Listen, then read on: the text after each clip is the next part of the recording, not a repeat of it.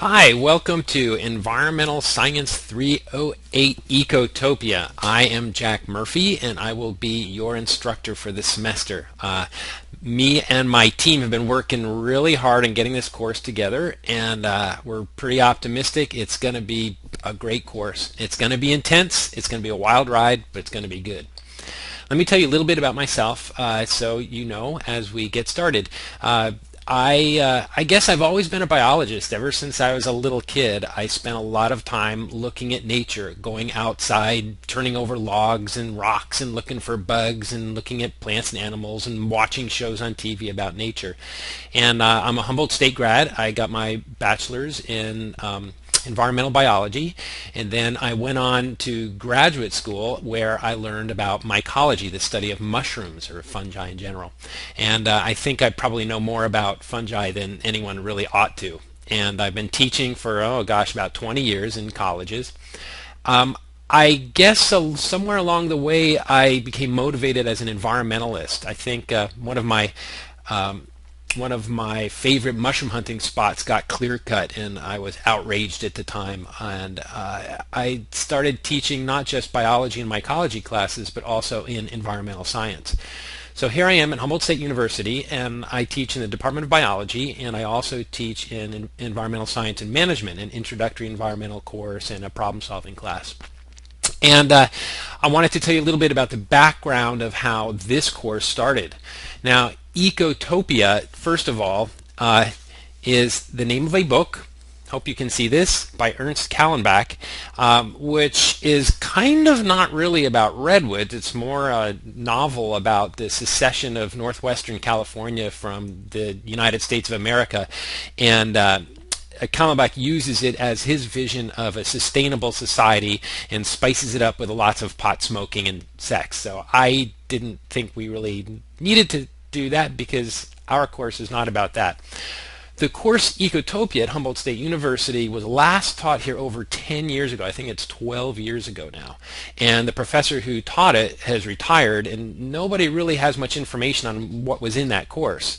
So when e-learning folks here at Humboldt State University realized we need more upper division area B general education courses, and this course was on the books, I said, I'll do it, but I have precious little to go on. So what I did have to figure out what this course would be all about is from the catalog, the college catalog description, and here's what it says. You've probably read it. An interdisciplinary study of redwood ecosystem, biophysical and cultural characteristics. Okay, let's boil that down. Redwoods, okay. Ecosystem, okay. Biophysical and cultural characteristics, I can wing it. But that's not all. It is an general education course, and upper division area B courses have to cover certain material. So what is that? What's my marching orders here? Well, look for the requirements of these courses.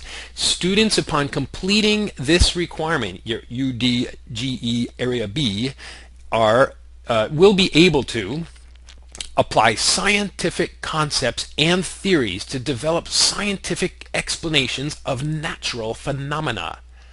Okay, that means science. We have to have science in this class. Okay, number 2. Critically evaluate conclusions drawn from a particular set of observations or experiments. Okay, that means critical thinking. I can help you do that too. And lastly, discuss value systems and ethics associated with scientific endeavors. Well, there's all kinds of value systems and ethics involved in management of redwood ecosystems, so we can cover it. So I have used those guidelines to develop the course. And now, given those marching orders, as long as I cover those, I figured I could get a little bit creative. And I wanted to explain to you my philosophy and my creativity here. I actually have doubts about the value of all online education compared to traditional face-to-face education. And yet I agreed to teach this course despite those reservations. So what my aim is to, within the limits of an online course, do the best I can. One of the things that I think is really essential to environmental scientists or anyone taking an environmental science class, and this is an environmental science class, is to develop a first-hand relationship with nature. Whether that's via science or whether just personal experience, it's all good. Basically, I believe that I would like to promote students developing what I call a sense of place. And you can Google that expression, sense of place. And it has a lot of different connotations depending upon who's talking, so I will explain what I mean by a sense of place. This means that you just don't live inside or in a completely artificial human environment. You go outside. You pay attention to the wind on your face, to the rain if it falls, or the heat if it's a drought. You watch the plants and animals, the change of seasons, and you become personally connected to the place that you live. I think that's, first of all, extremely rewarding as a human being, as a living organism, to have a sense of place, to be connected to a community larger than just your human community. I also think it helps humans make more responsible decisions, particularly regarding sustainability. If humans don't have a sense of place, are not connected to their environment, then they will tend to make decisions that are bad for the environment and that are unsustainable in the long run. So it doesn't have to be all philosophical like that. To my mind, it can be great fun. So you will see in the development of this course, as you go through, you are required to go outside and do certain activities. And what I really hope, in addition to you learning all about redwood ecosystems and science and critical thinking, is that you also grow in your sense of place to wherever it is that you happen to live. Okay, let's do the nuts and bolts. You have found our Moodle page. That's where you found this video. And hopefully you've seen the course organized here, week 1 through week 8. And I just wanted to say week 8 is finals week, but I'm allowed and required actually in this online environment to use week 8 as a real class week, which is pretty helpful. We're busy. We are condensing a full semester's course into 8 weeks, so these things are loaded up. Feel free to look through here, take an advanced look at what the course is. I'm not going to go through all of it now, just basically the first week we're going to go over the scientific method. The following 2 weeks are what I call the abiotic ecological factors. The week 4 and week 5 have to do with biotic ecological factors. Week 6, humans in the redwood ecosystem. And then week 7 and week 8, I wanted you to connect to local human historians, study the Native American tribes, learn about the history of logging and maybe some of the future prospects in the redwood ecosystem. So really quickly, that's how we're going to address the course. Let's see, there are no textbooks in this class, so you're doing good. You should have gotten access to a camera. You are going to need to take photographs and upload, well, build your pictures into assignments and upload them. We'll talk more about that later. And also you should have the weather instruments I emailed you earlier. And there's another presentation on how to do your backyard observations. We'll talk about that later. Okay. Let's see. So let's look at the grading. I'm going to actually bring up the syllabus here. Oh yeah, how to first more information about me. Here's my name and where I work, and here's my office. And even though yes, it's an online class, you're welcome to come visit me during my office hours if you're in town. Here's my office. It's this little funny cottage just next to Science D. And it's House 18. The sign out front says House 18. It's also known as Brookins Hall, but on the campus map, it's listed as Brooks Hall, which means a lot of my students get lost trying to find me, which is why I put this picture in. So if you enter this room, this door on the side, and go upstairs, I'm in room 201. So come visit me anytime you want. Email me also, or call me. Here are my office hours. They're Tuesday and Wednesday, 11 to 12, but if those don't work for you, feel free to email me and we'll set up another time. Course description is here. Course objectives, just what I've told you already is here. Yep, pretty much the same stuff I've already talked about. Let's cut right to the chase and talk about grading. These are the ways you will be graded in the course. First of all, about a quarter of your grade is going to be in weekly exams. So every week, at the end of the week, I will post an exam, and you have a very narrow window of time you need to take that exam. So pay close attention to the dates and times. Take the exam, get it done. That's a quarter of your grade. 8 of them. So if you miss 1 or 2, no big deal, but if you miss more than that, it could be a big deal, so don't. And then let's see, I am going to highlight these 2 things. Weekly backyard observations and activities or assignments. 10 activities or assignments and 8 weeks of backyard observations. The backyard observations are just a way to get you to pay attention to what's happening outside, to pay attention to the temperature and the changes in temperature, pay attention to the changes in sunlight, and also if it precipitates. That's all. That's not all. There's also taking pictures of what I call signs of spring. So if you're walking around and you see a daffodil blooming, you take a picture. That's a sign of spring. You need to have 6 of those a week, and you'll post them in a template that I've made for you. Basically, it's paying attention outside and documenting that you've done that. Okay, so you do that every week. And then these other assignments, there's 10 of them, so that means there's 1 or 2 of them a week. Some of them are travel assignments.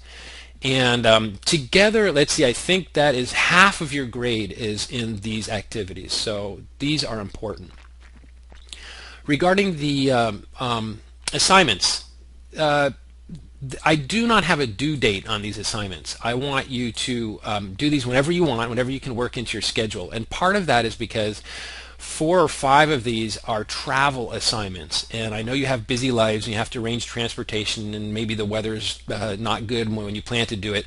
So just look ahead, look at the assignments. I think it will be pretty helpful to try to do the assignments around the time I've put them in the schedule. So you might try to do that. If you can't, then do them some other time. But don't procrastinate. Don't put these off to the last week or you'll have a lot of trouble. Okay, and lastly, the science project is a quarter of your grade. This is, hopefully it's not like high school science project, but actually it probably is going to be kind of like science project at the college level. So I have a number of different stages that you have to complete by a certain time, so there will be deadlines associated with those. So pay attention to the deadlines, don't miss them.